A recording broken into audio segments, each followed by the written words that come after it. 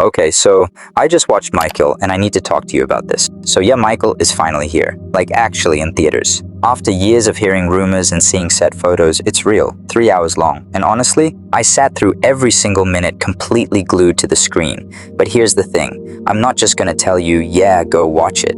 I mean, you should, but what I really want to talk about is this one scene. The scene that's got critics in the US and UK going back and forth like crazy. Some people are calling it a beautiful tribute. Others think it's a straight up warning, and I can't stop thinking about it. So look, let me just say this up front. For me, this is a 10 out of 10. Jaafar Jackson, he doesn't just play Michael, he becomes him. Like, it's eerie how good he is. The moonwalk? Perfect. The little head tilts? Spot on. But you know what really got me? It wasn't even the dancing, it was the quiet moments, the stillness.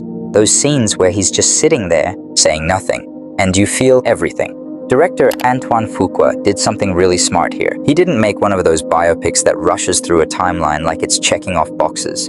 You know the ones, born here, did this, fame happened, the end. Nah, this movie slows down. It treats Michael like a character in a tragedy, almost like Shakespeare. Honestly, it's gorgeous. It's heartbreaking, and visually, probably the best looking film I've seen all year. If you think you already know who Michael Jackson was, this movie is going to show you might have only known the persona, the performance, the mask. Here's something I noticed, and once I saw it, I couldn't unsee it. There's this thing the film does with mirrors. Throughout the whole movie, Michael's surrounded by reflections. Mirrors in dressing rooms, glass windows, shiny stages. He's always catching a glimpse of himself, but here's where it gets interesting.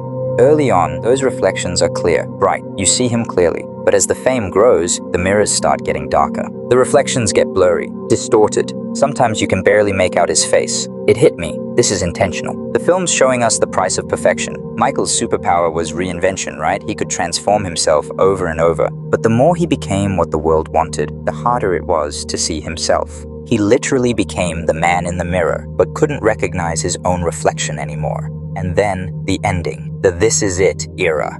Man, it's heavy. The movie doesn't sugarcoat anything. It shows the family pressure, the relentless media, the impossible expectations, but it doesn't do it in a preachy way. It just quietly asks this question: did we ask for too much? By the time the credits started rolling, I didn't feel like I'd just watched a music biopic. I felt like I'd watched a ghost story. Not scary, just sad, reflective. Like you just spent time with someone who gave the world everything and maybe never got to rest.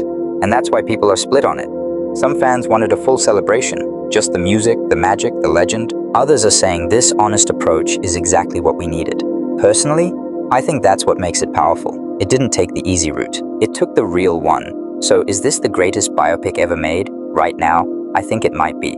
But honestly, I want to know what you think. Did Jaafar pull it off for you? Did you catch the mirror thing, or am I reading too much into it? And that ending, how'd it make you feel? Drop your thoughts below. I'm genuinely curious. And if you're into these kinds of breakdowns, hit subscribe. I love doing these deep dives, and I'd love to keep the conversation going with you. All right, I'm gonna go process this movie some more. See you soon.